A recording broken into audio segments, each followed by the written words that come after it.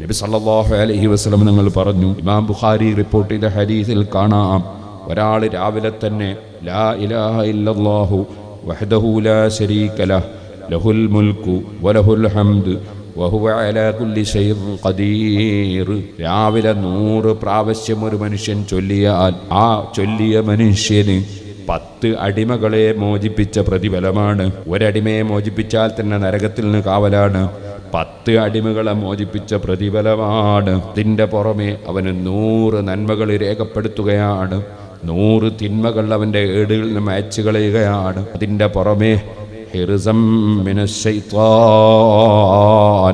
രാവിലെ 100 പ്രാവശ്യം ലാ ഇലാഹ ഇല്ലല്ലാഹു വഹ്ദഹു ലാ ശരീക ലഹ് ലഹുൽ മുൽക്കു വലഹുൽ ഹംദ് വഹുവ അലാ കുല്ലി ഷൈഇൻ ഖദീർ എന്ന് ചൊല്ലിയവന് വൈകുന്നേരം വരെ ശൈത്താനിൽ നിന്ന് പ്രൊട്ടക്ഷനാണ്.